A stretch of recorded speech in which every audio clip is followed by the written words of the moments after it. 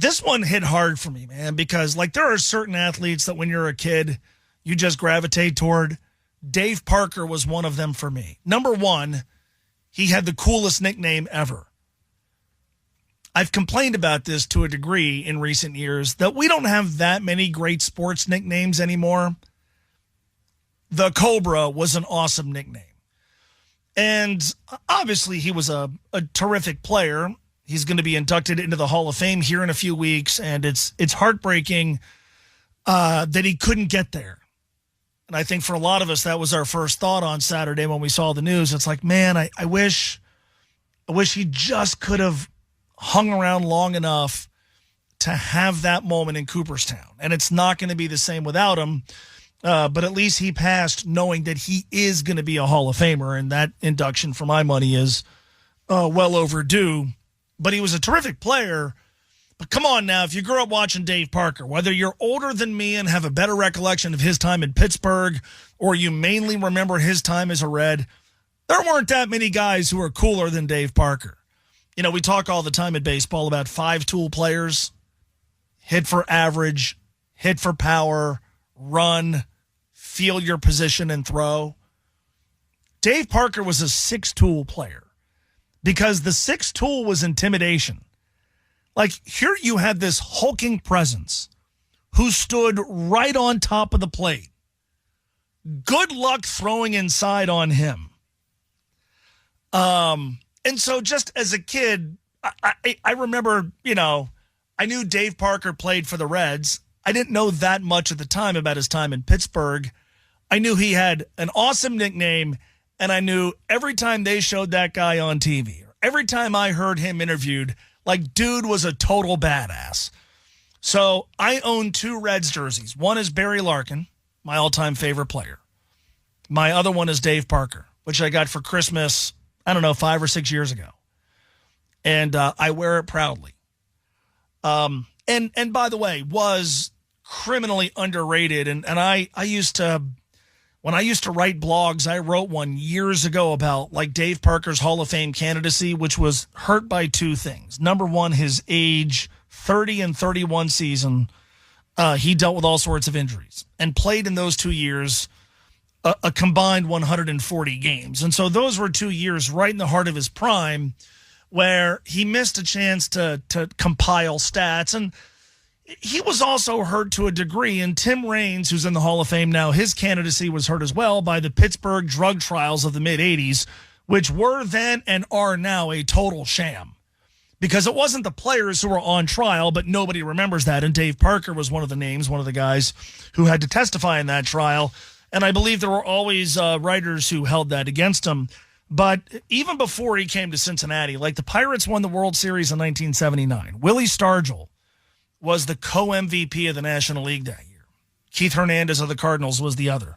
And Willie Stargell, it goes without saying, was an awesome player. And obviously a Hall of Famer in his own right. And probably the most identifiable Pittsburgh Pirate from that season. Dave Parker was the better player. An MVP, a two-time batting champion.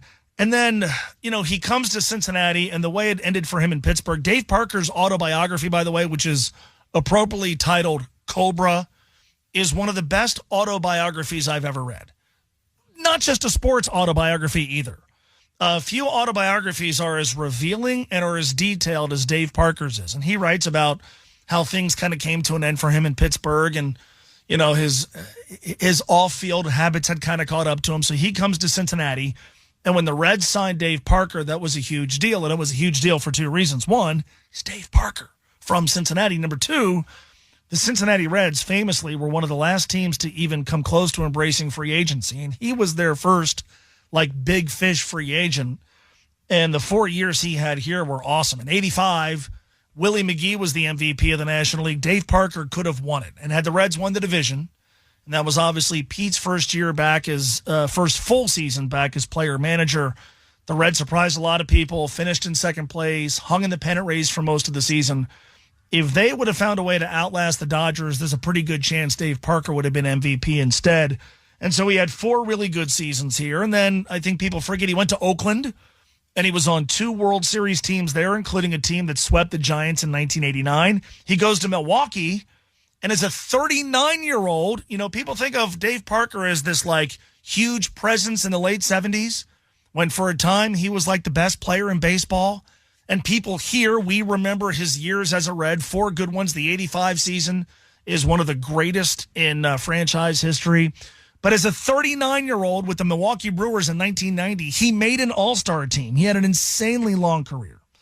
And so I was so happy when we found out last winter that he is going to get his moment in Cooperstown, and yet so heartbroken to see on Saturday that he's not going to be there for it. The first time I ever met Dave Parker, I was picking up chicken at Popeyes because he owned Popeyes, like a bunch of Popeyes restaurants. And I was on my way to my buddy's house to go watch a Bearcat game. I was in college. And I swung by Popeyes. And the guy handing me my food at the drive-thru was Dave Parker. And I get to my buddy's house, and I'm like, do you know Dave Parker's working at Popeyes? And he's like, no, Dave Parker owns Popeyes. And then the very next time that I met him, I was standing in line at the original Pancake House. And there's one in Montgomery, and if you've ever been to the original Pancake House in Montgomery, there's a line to get in, and I'm standing in line, and I'm with my first wife, and Dave Parker walks in, and I just blurt out, hey, it's Dave Parker. And he could not have been cooler, could not have been nicer. And then in recent years, Dave Parker would always come up and join us on this show. We had a chance to talk with him when he found out that he was being inducted into the Reds Hall of Fame, which that was a cool class because 2014 was Ken Griffey Jr. from Cincinnati and Ron Oster from Cincinnati and Dave Parker, who, by the way, at Quarter Tech was an awesome 3-star athlete. Like, could have played college football. His knees were shot, ended up not being able to play basketball his last year, and things athletically at least kind of worked out for him. But he would come up here in recent years and promote his golf outing, the Dave Parker Cobra Classic, which I've been lucky enough to play in a bunch of times. And it was never not cool. And even in recent years when Dave was in a wheelchair and, it took longer for him to communicate, number one, he always had the strongest handshake. And number two, he was still the coolest guy. And it was never lost on me. Like, I get a chance to spend some time in studio with one of my childhood heroes who was awesome. And because he was around town and from here and so many people, got a chance to meet him, I never heard anybody talk about like Dave Parker big-timed him or shot him down for an autograph or for a picture or that sort of thing. And so has just always been one of my favorite players, one of my favorite athletes. And I was heartbroken on Saturday to find out that he passed. I cannot wait for his induction because his story is going to be told, and it's going to be beautiful, and it's going to be overdue, but it's not going to be the same as it would be had Dave been there. And we've talked about this before as it relates to Hall of Fame inductions. I hate it when the person not being inducted isn't there. I hated it for Ken Riley's family a few years ago. As much as I think Ken Riley was a Hall of Famer, and I was thrilled that he got in, it killed me that years and years and years passed before he got in. And I hate that years and years and years passed for Dave Parker to get in, so much so that he's not going to be there for it. The clincher for me was a few years ago, Harold Baines got in. And fine, Harold Baines is in Cooperstown. Harold Baines was a heck of a hitter. Harold Baines became a DH when he was 27. Dave Parker was dominant as a right fielder. Chances are you've seen the highlights of him in the 79 All-Star game, which is must-watch. And he was obviously dominant as a hitter.